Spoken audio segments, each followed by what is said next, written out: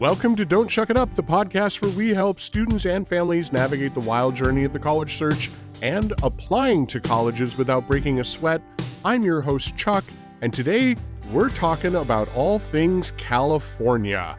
It is that time of year when students are working on their Cal State University application and their University of California application, and there's a lot to talk about, and I don't know all the details, so I brought in a guest today. My guest is Evelyn Jerome Alexander, an independent educational consultant and a certified education planner, and probably the biggest LA Dodger fan right now. Evelyn, welcome to the show. Thanks for being here. Thanks. I'm just getting over last weekend. Thanks for having me, Chuck. I was going to say, did you get any sleep from the World Series? Because, that was a lot. It was stressful. I told my team I need to restock. I'm out of Tums. I'm out of Prilosec. I'm out of all the things. I hear you. I'll have to admit, I was rooting a little bit against you as my family has Canadian heritage, but I was happy to just watch good baseball, although I did not stay up for the super late game because that was ridiculous. Nope. I mean, it was a doubleheader. I know, basically. After my beloved Milwaukee Brewers got knocked out by your LA Dodgers, I was kind of done. So I was watching a little bit, but not with full vigor that you probably were from California. So it is November. For many students, they have now submitted their Common App for those early action, early decision deadlines. But you in California, you're ramping up right now because it is time to apply to Cal State system and the University of California system, a whole different animal, two completely different applications, kind of like the Common App, but not really. So before we dive into that, though, let's give our listeners a little bit more information about you. So Evelyn, why don't you introduce yourself a little bit? Thank you, Chuck. So I'm Evelyn. I live in the Los Angeles area. I was born and raised here. I actually didn't go to one of the UCs. Both my parents went to UCLA, though, so I've always called myself a baby Bruin. I do have my certificate in college counseling from UCLA, and I also teach in UC Berkeley's college counseling certificate program. So pretty deep ties with the UC system. I founded Magellan College Counseling 15 years ago. We have a team of 18 counselors sprinkled all across the country. Probably about half of the students we work with are in California, so we see a lot of UC personal insight questions. We go through that Cal State app and that UC app many, many times, and I appreciate the sympathy. Everyone just got over the November 1 hump and everyone's like exhaling, and California counselors are still running the marathon. It's not a sprint, it's a marathon. Absolutely. We gotta get to, it's usually November 30th. This year is December 2nd. I was going to say that November is the month of California, but thanks to where November 30th falls this year, we get a little extra time to December, to the early part of December. It's December 2nd or 3rd this year. It's December 2nd, which is the Monday after Thanksgiving. Yeah. However, if you are a Magellan College Counseling client, it's before Thanksgiving. You will be submitting before Thanksgiving. And all of us, I think, in the independent college counseling world really recommend get those apps in before you sit down for your Thanksgiving meal. Don't have to, excuse yourself from talking to grandma so you can go work on your college essays. Like, that's just not polite. Exactly. Not polite. So a lot of families have heard about Common App because that's utilized by over 1,000 colleges and universities around the country. But now we're talking about today two different applications. Let's first start off with what you and I believe is the easiest of the two, the Cal State University app. So before we dive into that, I'm going to pull it up on my screen for those watching on the YouTubes. Me, it's just very clean and very simple. I know a lot of counselors struggle with it. The funny thing about the Cal State application is it's actually the same as the Common App for transfer, which if you are a high school parent, hopefully you never have to see the Common App for transfer. But it's exactly the same platform, and I just think it's a really easy interface to get everything done that you need to get. Well, and the nice part, similar to other application platforms, you're able to apply to all 22 Cal State campuses using one application. Please don't apply to all 22, but you can go right in and create your particular login and password, and all the information is right here. And what I really love about this application, as you said it before, it's really, really simple and straightforward and easy to follow. Because of that, though, I think students go, well, I'm just going to apply to a bunch of different campuses and see what the heck happens. I also love that they give you a ton of information right on their website as far as application dates and deadlines, so you don't have to worry about any of that information. They also will have an application help center, and they walk you through step by step how to apply for the application cycle that you are applying for, which for you would be right now listening is the fall 2026, 2027, which is the app is open. Keep in mind, though, this app is for fall, winter, and spring. So make sure when you select, you're selecting fall so you don't accidentally get yourself in the wrong term. Yep. And I would say, just as far as their app support, I know from experience, if you email them, if you call that phone number, they are super, super responsive, especially as we get closer to the deadline. Yeah, absolutely. There is a couple things I think we need to talk about, though. Even though the app is really, really straightforward, I think it's easier than the Common App. There's some things that families need to be aware of the Cal State system, in particular if they're looking at, say, a particular major or a particular academic area. So what is this thing about impacted majors and impacted campuses? Yeah, it's funny. So when we have our California students go to college fairs, when the big NACAC fair or WACAC fair comes to California, if they say that word impacted to college reps from other states, they get a funny look like, impacted? What do you mean by that? So here in California, we basically have more graduating high school seniors. We have about 500,000 graduating high school seniors every year. And in the entire Cal State system, like you said, 22 campuses, plus the entire UC system, which is 9 more campuses, there are 70,000 spots for freshmen. That's it. So even if only half of our graduating high school seniors apply to college, there's not enough room in the entire both state university systems for everyone who wants to go to a 4-year college. So that's why we have a very robust community college system here in California. And that's also not even taking into account out-of-state students who want to come to, the higher priority, I'm going to say, in the Cal State system. That's going to be your Cal Poly San Luis Obispo. It's going to be your San Diego State University. Those are really the ones that people out of state, I think, have heard of. We'll talk about UCs in a moment. So that impaction thing is a problem. It literally just means there's too many of us. There's not enough classes. There's not enough sections of each class. There's not enough professors to teach. And what does that mean to you if you're a student or the parent of a student? It could mean that the graduation rate is lower than you think it is, or want it to be for 4 years, because if you can't get Bio 101 in that first quarter or first semester, most of the Cal States are on a semester system.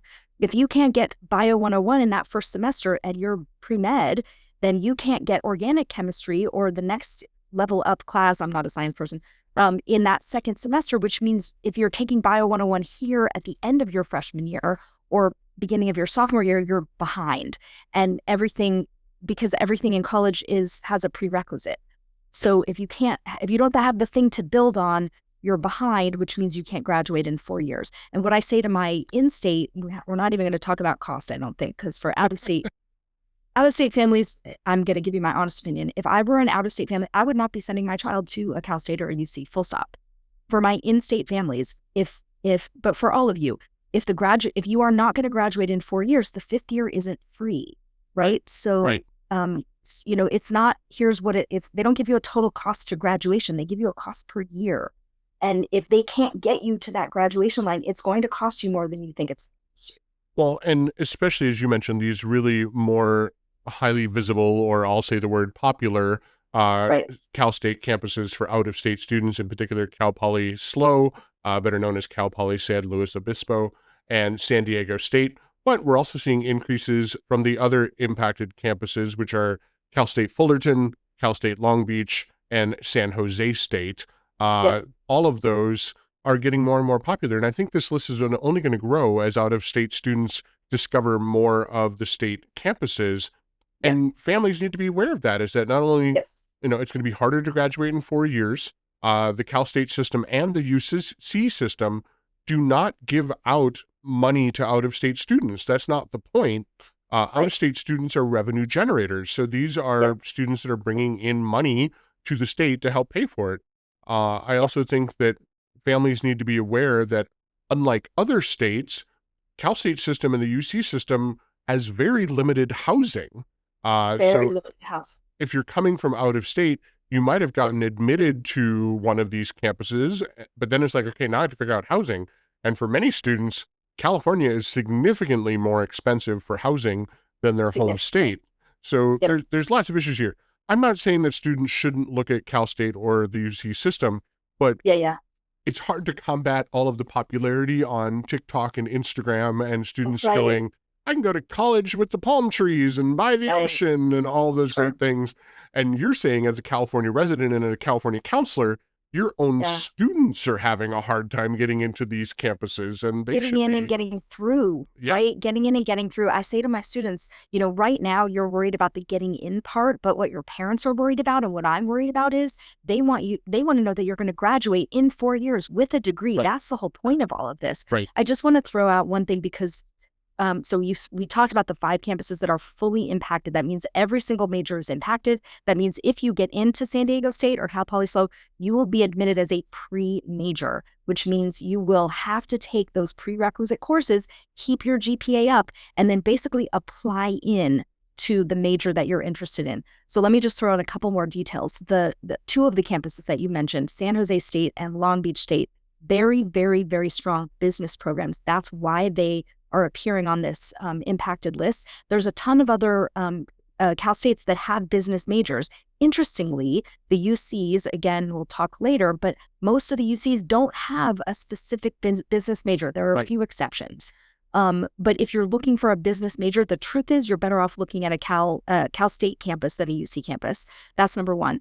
And number 2 is, what I wanted to say about San Jose State, most people don't even think about this, but it's right in the Silicon Valley. There are more San Jose State grads employed in the Silicon Valley than Stanford grads. It's a numbers thing, right? San Jose State is bigger, right? So what are your chances of getting a job in tech, if you go to San Jose State? Pretty solid. So, okay, so that's for business. The other thing I wanted to say was Cal Poly San Luis Obispo is, definitely the gem of the Cal Poly, right? The California Polytechnic Institutes. There are 2 more. There used to only be 1 more. It was Cal Poly Pomona. And then 2 years ago, they converted Humboldt State University into Cal Poly Humboldt. It's way at the top of the state. You could spit to Oregon from Cal Poly Humboldt, right? Not joking. I'm in Los Angeles. It's a 12-hour drive for me to get to Cal Poly Humboldt. But if you are interested in any of the STEM natural sciences, especially if you're interested in the marine sciences, Humboldt is right on the water, and you will have an amazing opportunity if you just look at those other 2 Cal Polys. And I'm going to tell you right now, outside of California, Humboldt State or Cal Poly Humboldt, however you want to call it, is rising in popularity. My students notice that. The poly education system of being any school that says that they're a poly campus is very hands-on, very lab-based, very, small classrooms, intense subject-based learning. And I think for many students, especially my teenage boys, they really like that type of education. So Humboldt State, Cal Poly Humboldt, and Cal Poly SLO have really risen to the top. I really am glad you brought up Cal Poly Pomona, because for students who want to be more Southern and want to try a different section of California, most students have not even heard of Cal Poly Pomona, and I think it's a great opportunity for students who want more of a Southern California feel. Yep. Super easy to get to, too, like less than half an hour from Ontario International Airport. So, it's a great campus. So we've talked a little bit about the impacted campuses and majors. I do want to point out that there is also this great program called Cal State Direct Admit. Now, this is mainly for California residents and high schools that have agreements with the California State University system, but this shows that there are 16 Cal State campuses that are actively looking for students and want students to really check these places out. So if you're from out of state of California, or if you're a California student going, man, there's no way I'm going to get into San Jose State or San Diego State or Cal Poly SLO, but I Yep. want the Cal State feel. Here are Yep. 16 campuses that are looking for you and would love to have Yep. you. Yep. So literally, if you meet the minimum requirements, and honestly, what that means is if you fill out the application, submit it, you are going to hear back very, very quickly. I've had students, sign into their portal, and boom, they're admitted, within a couple weeks. And many of these are much smaller campus experiences. I think a lot of families are kind of surprised by how big a place like San Yes. Diego State is. Yeah. But when you look at a place like, Marcos. but when you look at like, if I'm trying to remember what's the smallest one. Is it Stanislaus or is it? It might be Channel Islands. Oh, Yeah, you're right. Channel Islands is one of the newer ones, so it's pretty small. So there's some really good small experiences that if you want to have. Oh, the Cal and State Monterey system. Bay Monterey Bay is nice and small too. And holy cow, what a quintessential California experience. Come live where John Steinbeck lived, literally. Yep. So if you're getting that California vibe, but you aren't going to be able to get into Cal State SLO or San Diego State, go check out a place like Cal State Monterey Bay. You'll enjoy the California vibe that way. Exactly. Now, again, reminder to those who are not Californian or not part of the WUI system, there's going to be a significant cost if you're thinking of going to California public schools. They are not known for giving out really any type of scholarship program to out-of-state students. Correct. Strong on need-based aid. Correct. However, a lot of families that are outside of the state of California looking to go to California typically are not huge families in financial need. They're looking for scholarships. If you're looking to go to California and you need scholarships, Evelyn and I can talk about the private university system and the options that are in California. That it will rain money on you, not your Cal State system. With the exception of about 4 colleges, but everyone else will love you. But that's another show for another day. Anything else we need to share with our listeners about the Cal State system? I think this is a good overview for Cal State because I want to spend a bit more time on the University of California. Perfect. All right. Diving over to the University of California, 9 campuses, 1 application. It's a big application. Evelyn, I know you've got your hands full with this type of stuff. There's a lot to talk about. What I recommend for students is that if they've already filled out the Common App, they can really take some of their Common App information and transfer it over to the University of California system, but there are some differences here. So big differences. Can you talk about some differences between the Common App and the University of California app? Yeah, the 2 major differences are the activities section. So in the Common App, you get 10 spaces to describe 10 of your activities. Hopefully you're not doing more than 10 activities, but you get this minimal, like give us a tweet's worth of information about each activity. The UC system the UC application is a lot more generous. It gives you 350 characters versus 150 in the Common App. It also gives you 20 spaces to talk about all the things you do. Now that includes your activities and awards, which in the Common App are separate. But honestly, what I have my students do is I have them write the UC description first because it's a little more robust. And then we do it in columns, right? So column A is the UC description. Column B, we take the nugget of information that we like the most from that, and that's our Common App description because that's all you have room for. But 350 characters is like 75, 85 words, so it's like a teeny tiny mini essay. You do have room for sentences.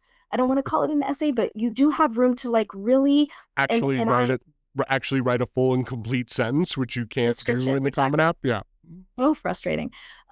So what I like to tell my students is, look, everybody knows what Model UN is. Everybody knows what soccer is. You don't have to describe those things to us. What we need to know is, why did Chuck spend so much time doing Model UN? What did you put into that activity and what did you get out of it? What legacy did you leave? You don't have room to write a whole book about this, but you have room to talk about the impact either you had on the activity or the activity had on you. I think that's the biggest difference. I think that's a great example that way. I also wanted people to be aware that whether you are a counselor or not, there is a resource for University of California counselors to help families really understand how the selection process happens. This is very different than Cal State. Cal State is very much academic numbers. It's much more numbers driven. Index. That's an index. University of California system gets into that holistic viewpoint and what all you bring to the table.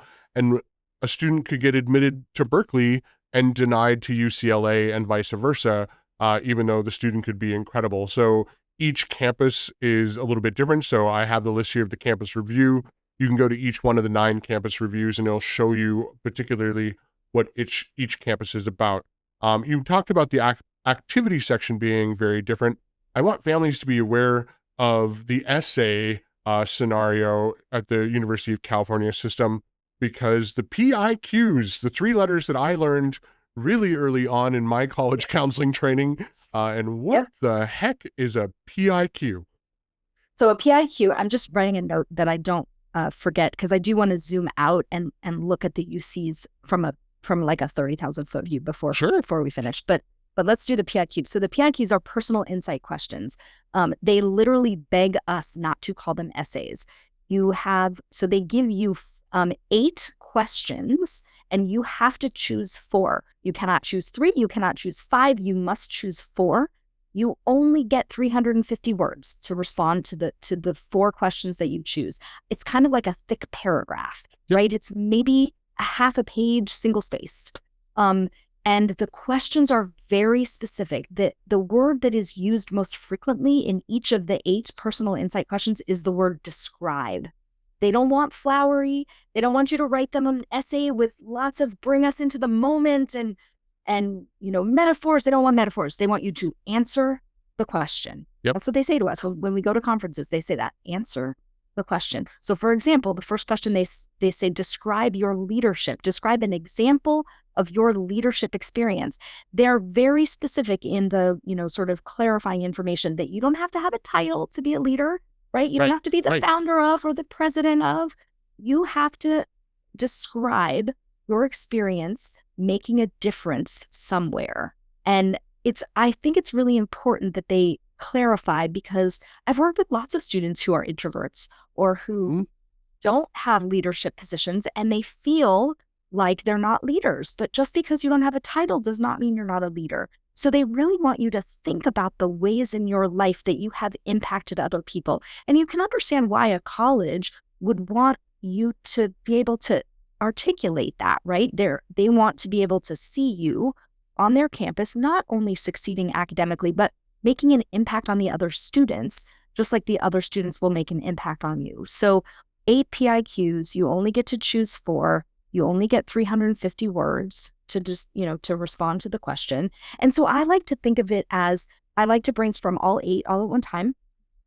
And then I'd like to have my students tell me which of those would be easiest for you to respond to. Because honestly, usually those will be the ones you have the most to say about. And you could write the most naturally.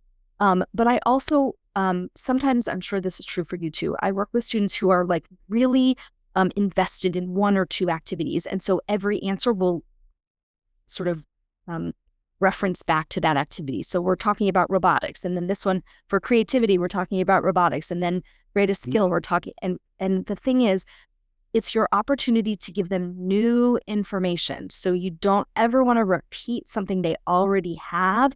If you use your 350 character activity description to write a nice little description of an activity, don't give it to them again. They have it.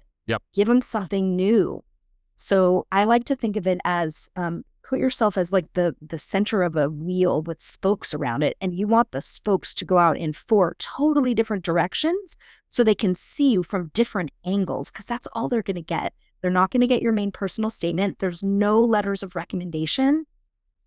All they get is what you put into this application. So it's really up to you.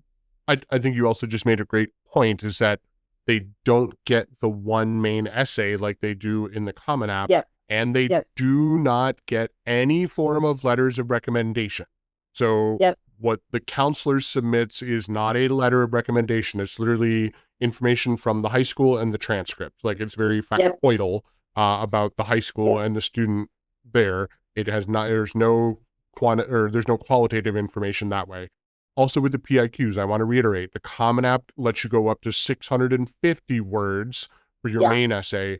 The PIQs, you do get 4 of them and you have to do 4, but there's only 350 words. So you don't have time to drop in your favorite, Thoreau quote, or, Abraham Lincoln was a great president, or, those, like, you really need to hone in on yourself. And I always have students make sure that, did you talk about the who, the what, the where, the when, how many, talk about you. And it's really hard for this generation. They don't want to talk about themselves. They really feel like they're bragging or they're showing off. There's a lot of we. Yeah. I don't want a we. I don't want third person writing either. It's got to be an I statement. And it really says that right on the writing tips for doing the PIQs. Use I statements, write persuasively, proofread and edit, solicit feedback from someone who knows you. Don't forget to copy and paste it right into your application. And then when you submit it, relax and chill. But yeah, I love your point also about the spokes on the wheel. Give them different perspectives of you. Maybe one is about the robotics. One talks about a volunteer thing that you did. One could be about a summer camp that you went to, being that it's not robotic summer camp. But, try and find different aspects about yourself to give them a picture, because that's kind of the letter of recommendation. You're kind of writing the recommendation for yourself. For yourself. Yeah, it's true. It's true. The other factor, before we dive to the 30,000-foot view of the 9 campuses, I do want to bring up the A through Gs, which is another thing that families, especially if you are not Californian, you've never heard of this. So I had I went to a 4-hour training at UC Irvine. UC Irvine was, and I did it in person and it was great, but it was specifically for out-of-state counselors who were visiting Southern California, and Irvine hosted us. This was like 10 some years ago, but we did a deep dive into what is a PIQ, what is an A through G. So for those of you who are listening, what is an A through G? What the heck is an A through G? I feel like I've been swimming in the A through G pool for, 15 years here. So A through G are your core subjects, right? So A is history, B is English, C is math, D is science, and D is actually bifurcated into biological science and physical science. And in the Cal State app, you can actually see the D1, D2 on the UC application. You just see science. E is, I call it foreign language. They call it language other than English. F is visual and performing arts. And then G is whatever you have taken that could fall into those A through F categories, but is beyond the minimum number. They require you to take one additional year of any of those. So basically the UC system has a minimum number of A through Gs required for your 4 years of high school. So you have to take 4 years of English. You have to take 3 years of math. You have to take only 2, believe it or not, minimum 2 years of science, 1 biological, 1 physical science. So there's a minimum for each of those. By the way, let me slow my talking down to be incredibly clear about this. Meeting the minimum does not make you competitive for admission to the University of California. Right. Meeting the minimum. So when a student says to me, when they're in 11th grade and they're registering for their 12th grade classes, well, I finished my Spanish requirement because I did 2 years. You did not finish it. You didn't finish it until you graduate from high school and you've had all 4 years of all 5 or 6 core subjects. The UCs count visual and performing arts as core subjects. There's no such thing as finishing unless you have 4 years of it. You could have met the minimum requirement, which is fine. You can do that for math. You can do that for science. You can do that for foreign language. 4 years of English required. So basically you can meet the minimum, but not, you're competing against other kids who have more. So the UCs actually put out, and Chuck, I bet you can link this in the show notes. The UCs actually put out a document where they tell you this is the average number of A through G courses. They literally count up the number of semesters of A through G courses you take from ninth all the way through 12th. Now, big asterisk on everything in the UC system. The UCs and Cal States use only 10th and 11th grade to calculate your GPA. So ninth grade grades don't count, asterisk, except for Cal Poly San Luis Obispo. There's always an exception. Ninth grade grades do not count in your UC Cal State GPA, asterisk, etc. They use 10th and 11th, but they count the number of A through G courses you took in ninth. They count the number of A through G courses you're taking in senior year. And there's a document that will tell you not the average, the middle 50% number of A through G courses of students who got into Berkeley is this. I don't numbers memorized. Yeah. It's like 48 or something. I just always tell students, aim for as much as you can do. But to help out-of-state students who are not California understand, California students have multiple GPAs. They have their cumulative GPA that covers everything that they've done 9th through 11th. They have their Cal State GPA, and they have their University of California GPA. And for people who are not from California, this, make them lose their minds. There's 2 UC GPAs, right? Are you ready to lose your mind again? Because there's an exception to the exception. Right. So there's 2 GPAs within the UC, just within the UC system. You said there's 9 campuses, okay? Right. But what are the 2 that everybody loves? Everybody loves Berkeley and UCLA. Guess what? They calculate their GPAs differently than the rest of the system. So what we calculate is the UC capped, which is they count up your number of A through G courses. They take all the grades for 10th and 11th. They count the number of semesters of honors or AP classes. If you're out of state, it's only AP or IB higher level. They count up the number of courses and you get a GPA bump for those courses only in 10th and 11th grade. But then there's a cap on that. They cap it at 8 semesters. So that's your UC capped. That's Irvine, Davis, Santa Barbara, Santa Cruz, San Diego, Merced, Riverside. Okay. Ooh, I did them all. Nice. But Irvine and Berkeley, uncapped. So did you take 4 AP classes junior year and 2 AP classes and an honors class 10th grade? All of them count. Good job. Yeah, so this is very complicated if you're not a Californian. I just tell my non-Californians, you need to be knocking this out of the park if you want a shot at any of the UCs. Also, for non-Californians, reminder that the state government of California has really encouraged the UCs in particular to focus on home state students. State kids. So I know you all have seen the movies with UCLA as the campus or UC Berkeley as the campus, and you dream of being on those campuses. I hear you.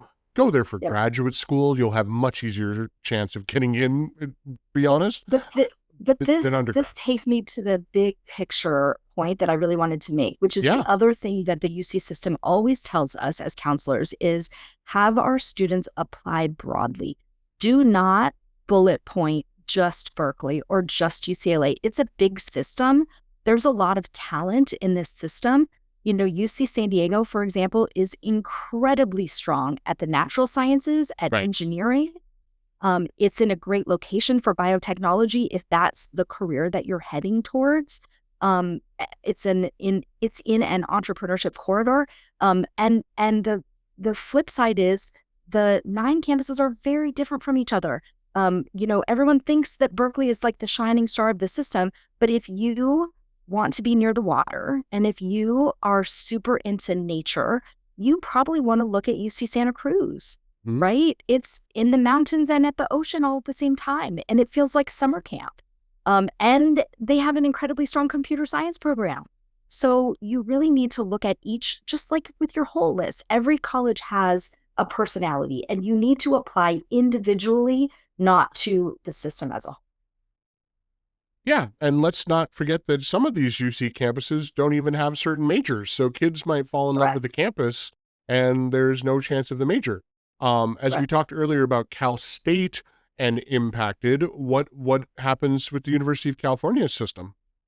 Yeah, so it's a really good point. And the one other school that I was going to mention, UC Riverside has an incredible natural sciences program that leads directly into their medical school. So you actually have a higher chance of being admitted to their medical school if you get your undergraduate degree there. I have a student who, she's from Northern California, got into Riverside. She had deposited, came off the wait list at UC Davis, which is basically famous for veterinary science, right? Yep. And Yep. agriculture, and incredibly strong biological sciences.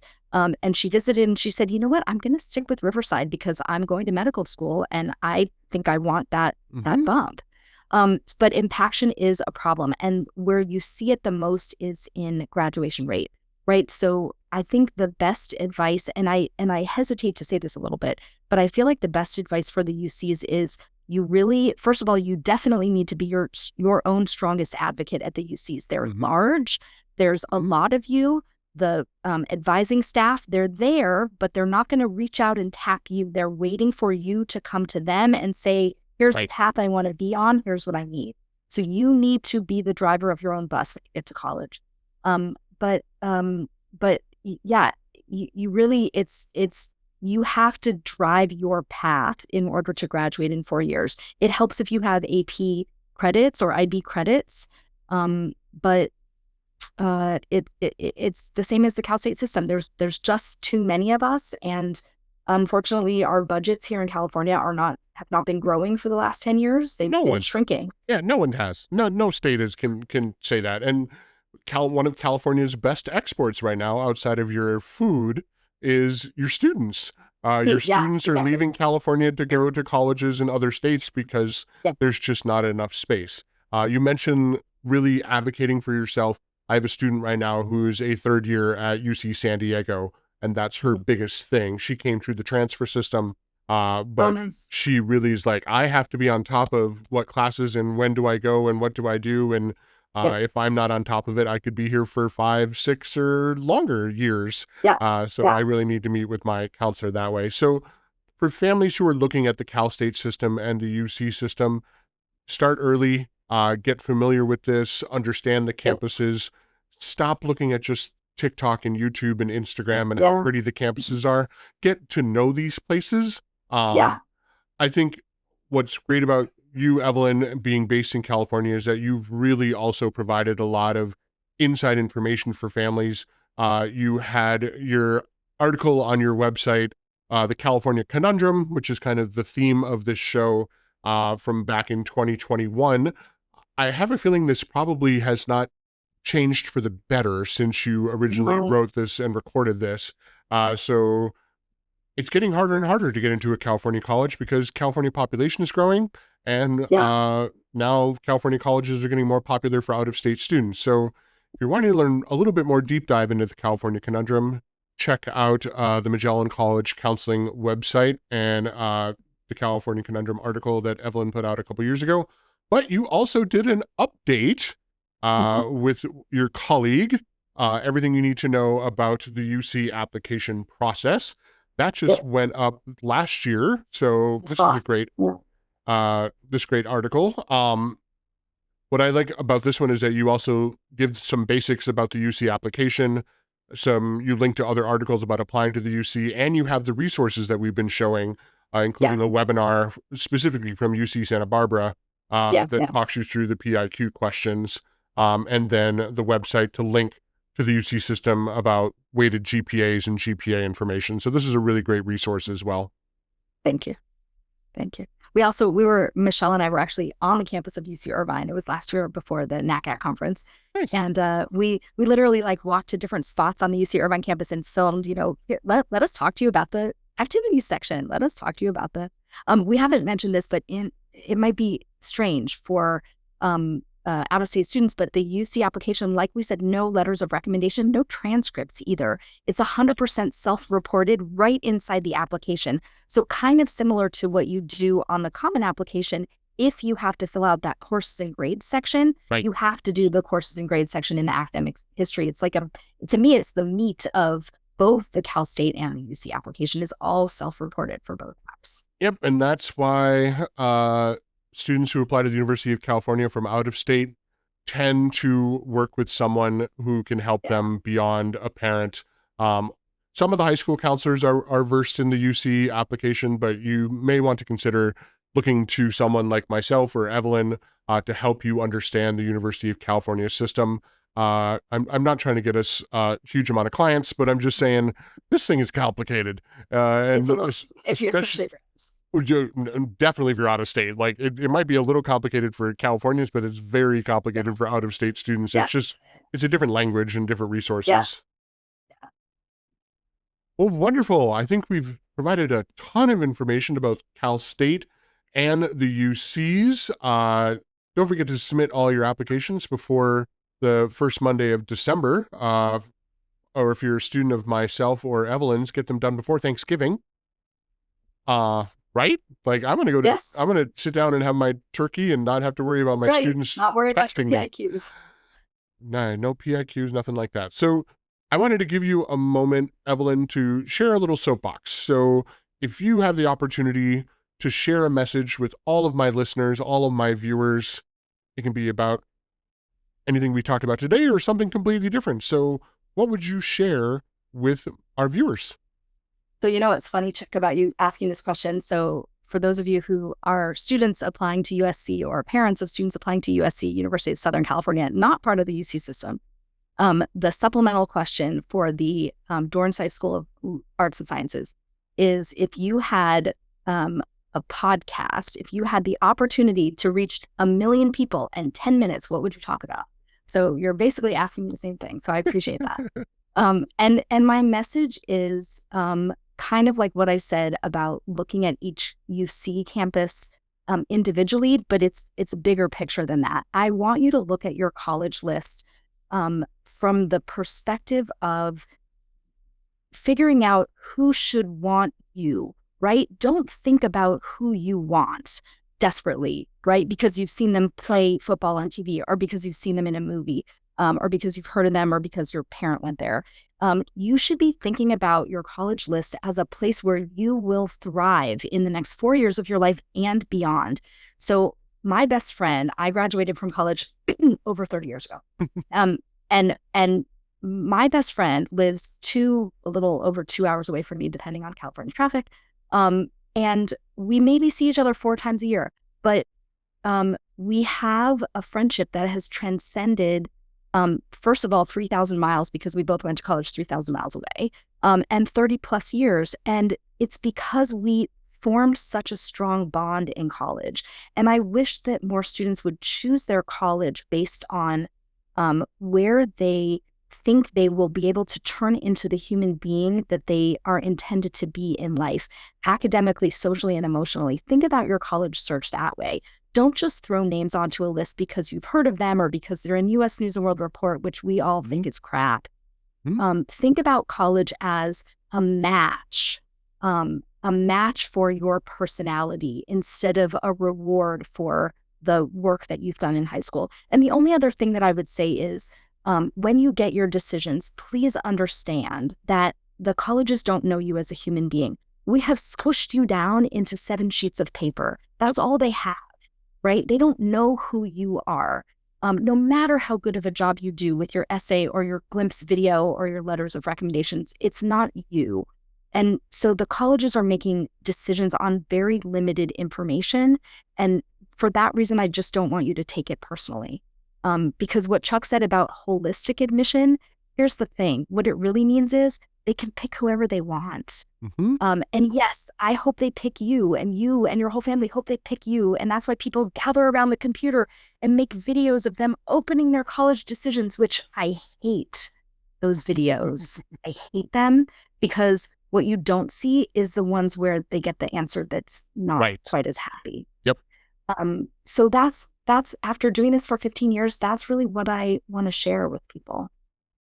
Evelyn, that is awesome advice, and I couldn't agree with you more. As a former admissions counselor myself, I can tell you it's not an accurate science, folks. We make mistakes. Sometimes we admit the kids that we probably shouldn't have, and unfortunately, we also don't admit sometimes the kids that we probably should have, and it's really hard, and I don't want kids to eat themselves up about not getting admitted somewhere. I agree with you. Those videos are always entertaining, but I don't think people remember the ones about what about the videos where the kid had the camera all set up and was ready to get the exciting, and then it goes, unfortunately, we are unable to offer you a spot in our class of whatever due to unprecedented application numbers, as they often always say. So Every year.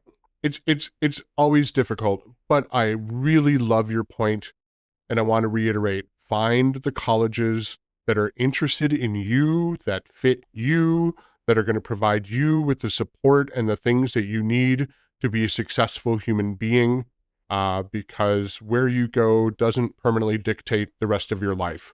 It will if you get a really good fit and you really get excited about your place. That will help you better than the name of the school. So, well, Evelyn, thank you so much for spending some time today chatting with me about the Cal State University system and University of California system applications. You've given us a lot of information, stuff to digest, and I'm sure we're going to have questions and might need another episode in the future once you get through all of your students, and we'll circle back and figure out, what can we help families with for the following year. So thank you very much for being with me today. I really appreciate you. Thanks, Chuck. I appreciate you too. Well, folks, that's all we have time for today, but fear not, we will be back next week with more tips and tricks to help you conquer the college application process like a boss. Until then, remember, don't chuck it up.